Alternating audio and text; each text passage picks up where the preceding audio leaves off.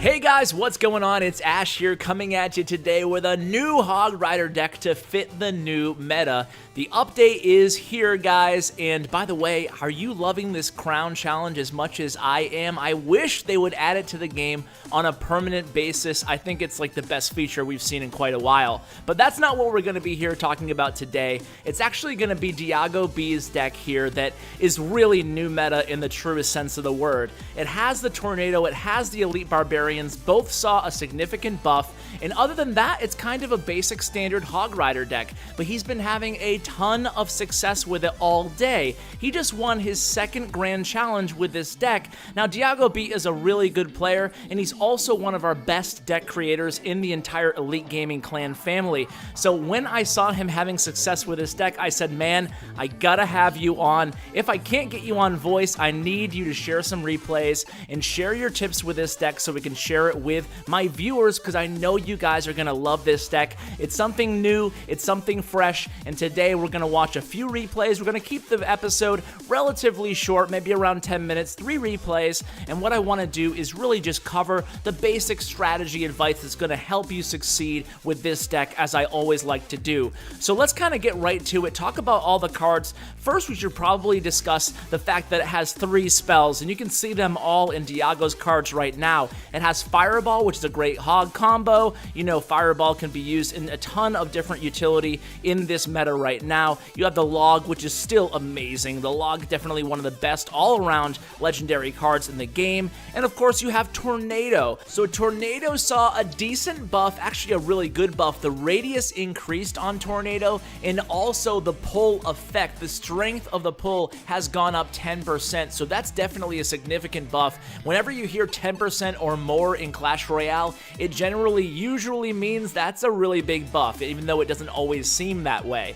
But anyway, the Tornado is going to be used both offensively and defensively. Tornado is actually now a good combination card with the Hog Rider, and Elite Barbarians are also an offensive weapon, as you can see here. Diego, sensing his opponent had an elixir deficit, and then he played the Elite Barbarians right at the bridge. But what I want you guys to walk out of today's video with is a real good understanding on not just how to use the deck, but how to capitalize on the combination of the Tornado and the Hog Rider, and also how to use the new and improved Elite Barbarians, seeing both a buff to their health and their DPS, how to use those guys with success, and how to avoid common mistakes. So that's going to be the goal of today's video, and let's go ahead and get right into the advice that I got straight from Diegob.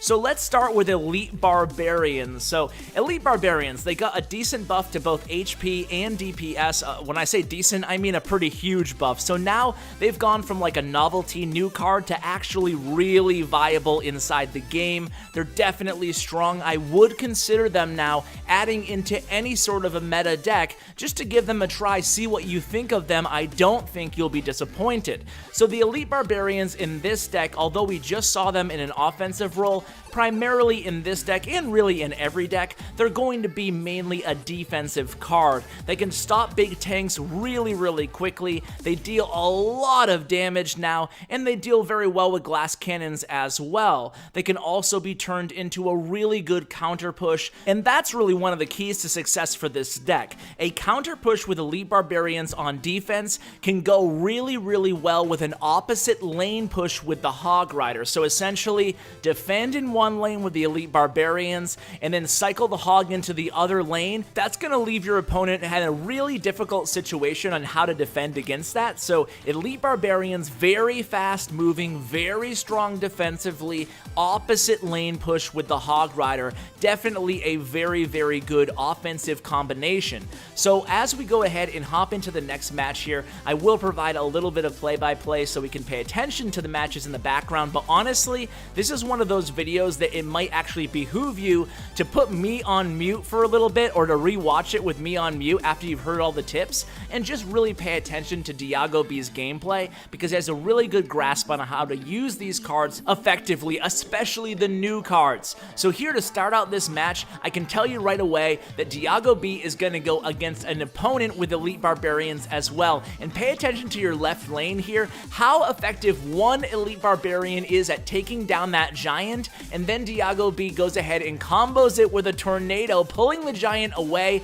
And look at on the right there, his Elite Barbarian that he split to begin with got to the tower, and look at how much damage it did. One unchecked split Elite Barbarian can do a lot of damage and really do a good job at punishing your opponent if they're not smart enough to defend. You have to defend against even a single Elite Barbarian, especially now. So let's talk a little bit about the tornado. So tornado is mainly used offensively. So Elite Barbarians use defensively, tornado mainly used offensively in this deck.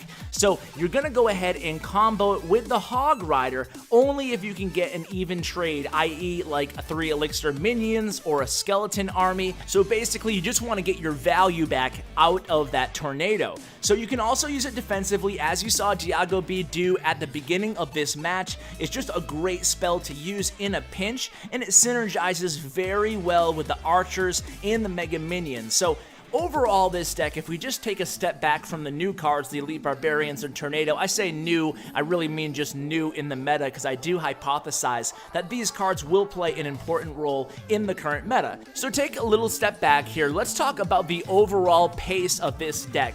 Although it is, of course, a deck with a few fast-moving cards in it, Diegob likes to play this deck passive-aggressive, he says. Basically, the biggest mistakes you're going to run into when playing a deck like this is feeling like you always want to push the tempo, and that is sometimes a mistake. So Diegob said the biggest common mistake would be extending your hand, leaving you with no elixir to defend, especially because Elite Barbarians are 6 elixir, and guess what? As we already discussed, those are your best defensive weapon.